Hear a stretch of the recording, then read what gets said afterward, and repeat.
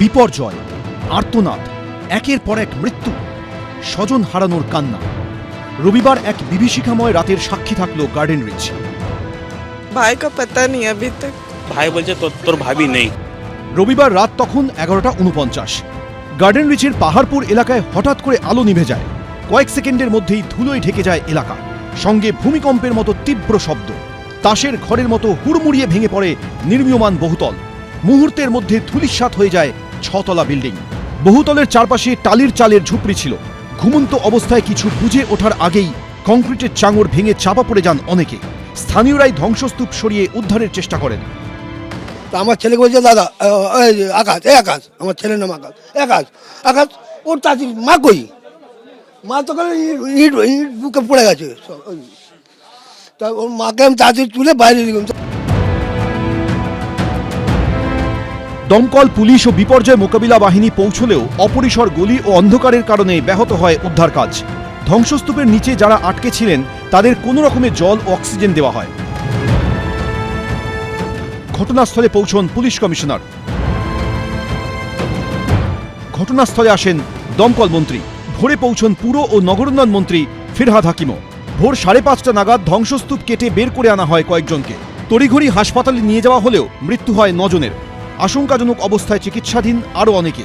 ঘটনাস্থলে যান মুখ্যমন্ত্রী। নার্সিংহোমে গিয়ে আহতদের সঙ্গেও দেখা করেন। আমি শোকসন্তপ্ত পরিবারের কাছে দুঃখ প্রকাশ করছি এই ধরনের ঘটনা ঘটার জন্য। ইললিগাল যে কাজগুলো কেউ যদি করে থাকে তার বিরুদ্ধে অফিসিয়াল অ্যাকশন নেওয়ার জন্য আমি প্রশাসনের কাছে অনুরোধ করব। আর যে পরিবারগুলো আজকে অসহায় হয়ে গেছে তাদের পাশে তো সরকার দাঁড়াবে।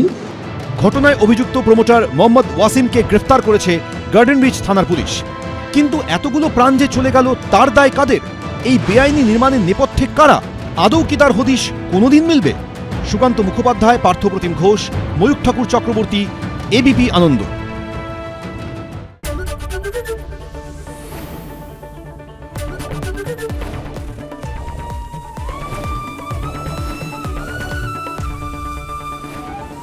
এবিপি আনন্দ, এগিয়ে থাকে, এগিয়ে রাখে। সত্য অন্তহীন, সত্যের খোঁজও তাই, সত্য সন্ধানে তাই আমরা অক্লান্ত, অকুতভয়। এবিপি আনন্দ নতুন ভাবনার প্রতীক, যা মনে মুক্ত, তথ্যে যুক্ত এবং যাবতীয় সীমানার বাঁধন থেকে মুক্ত। সীমা না শব্দটির মধ্যে লুকিয়ে আছে মানা শব্দটি, যেন চোখ রাঙানি এক অদৃশ্য বেড়াজাল, যা আটকে রাখে আমাদের এক ছোট্ট গণ্ডির মধ্যে।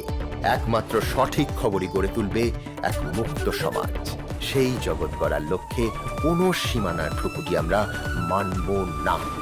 এবিপি আনন্দ, এগিয়ে থাকে, এগিয়ে রাখে।